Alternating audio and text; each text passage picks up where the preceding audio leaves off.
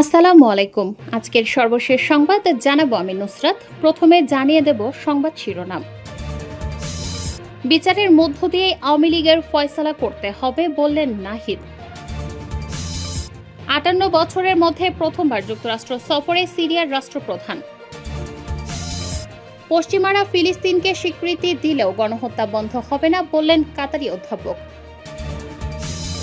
বিশ্ববিদ্যালয় এতিমখানা নয়, যে খাট ডাইনিং টেবিল দেবেন বললেন রিজভী। সর্বশেষ জানাবো, ভেনেজুয়েলা ভয়াবহ পরিণতি ভোগ করবে, হুঁশিয়ারি ট্রাম্পের। শিরোনাম শুনলেন, এবারে বিস্তারিত। বিচারের মধ্য দিয়ে আওয়ামী লীগের ফয়সালা করতে হবে বললেন নাহিদ।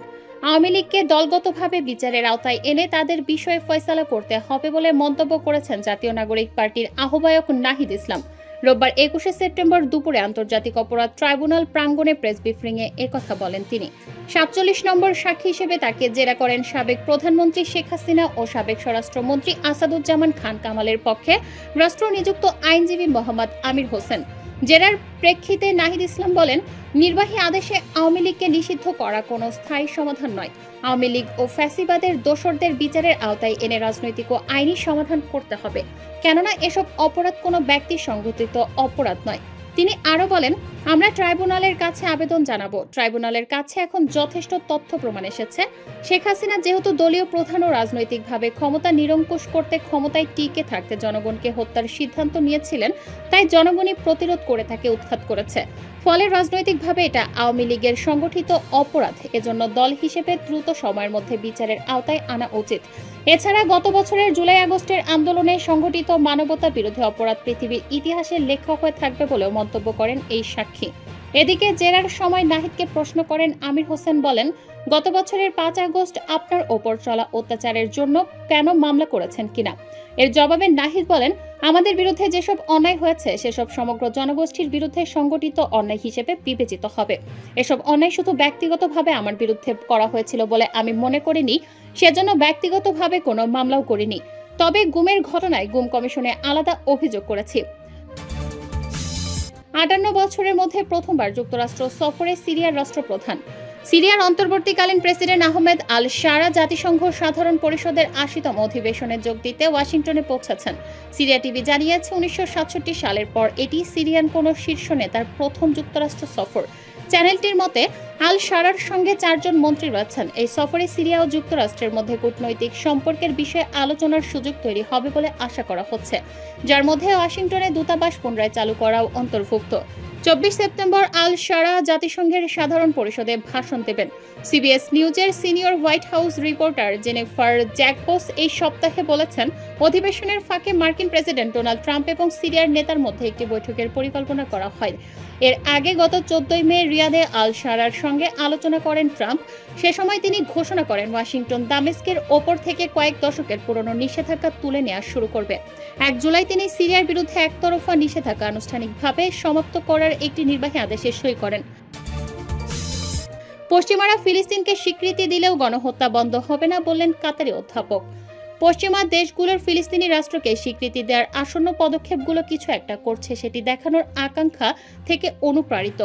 তবে স্বীকৃতি দিলেও ইসরায়েল গাজায় গণহত্যা বন্ধ করবে না। দোহা ইনস্টিটিউট ফর গ্রাজুয়েট স্টাডিজের অধ্যাপক মোহাম্মদ এল মাসরি এমনটাই বলেছেন। তিনি আল জাজিরাকে বলেন, আমি মনে করি আন্তর্জাতিক সম্প্রদায় এবং স্থানীয় জনগণের কাছ থেকেও তাদের ওপর কিছু করার জন্য চাপ বাড়ছে। এটি ফিলিস্তিনকে স্বীকৃতির কথা তাদের কিছু করার বা বলার ধরন। তারা আসলে কোনো কার্যকর পদক্ষেপ না নিয়ে কিছু করেছে।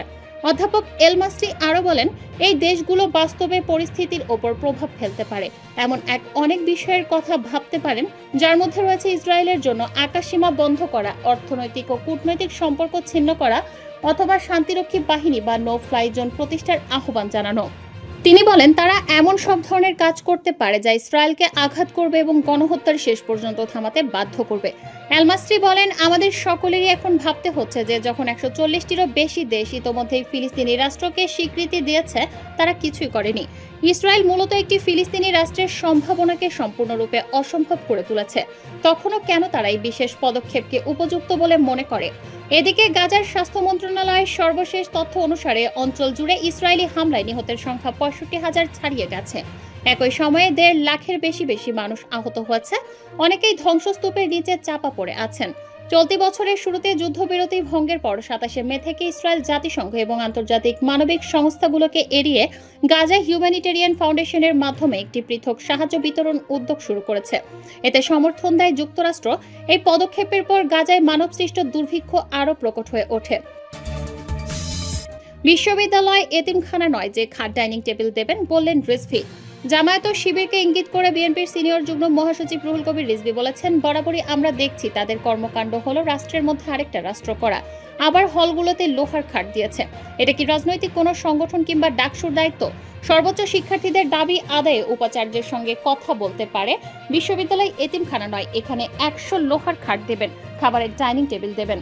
রোববার 21 সেপ্টেম্বর দুপুরে জাতীয় প্রেস ক্লাবে বাংলাদেশি জাতীয়তাবাদের তাত্ত্বিক বিশ্লেষণ, নাগরিক ও জাতিবাদী জাতীয়তাবাদের সংকট শীর্ষক বইয়ের আলোচনা সভায় তিনি একথা বলেন।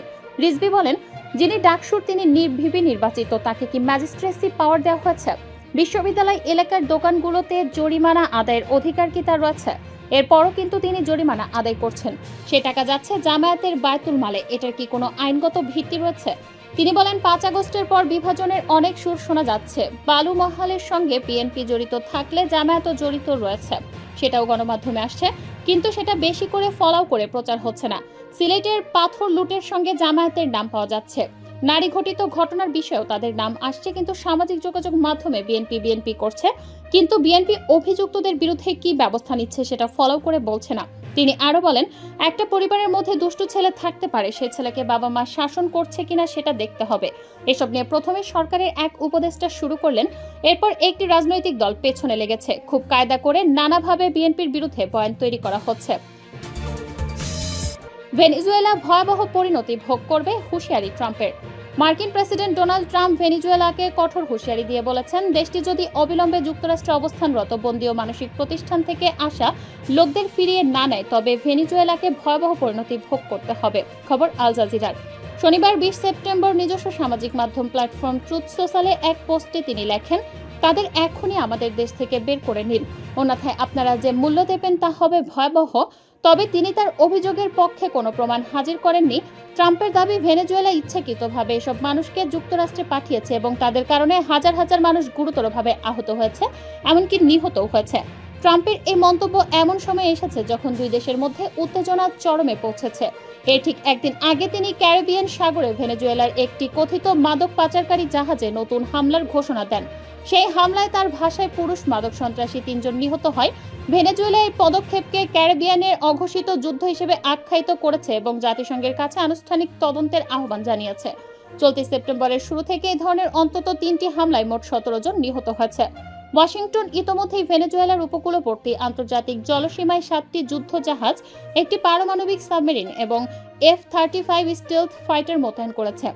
এটিকে ক্যারিবিয়ানে যুক্তরাষ্ট্রের সবচেয়ে বড় নৌ মোতায়েন বলে মনে করা হচ্ছে। ট্রাম্প দাবি করেছেন এই সামরিক অভিযান মাদক বিরোধী কার্যক্রমের অংশ, তবে তিনি এখনো কোনো সুনির্দিষ্ট প্রমাণ দেখাতে পারেননি যে যেসব নৌকাকে লক্ষ্যবস্তু করা হচ্ছে সেগুলো সত্যিই মাদক পরিবহন করেছিল।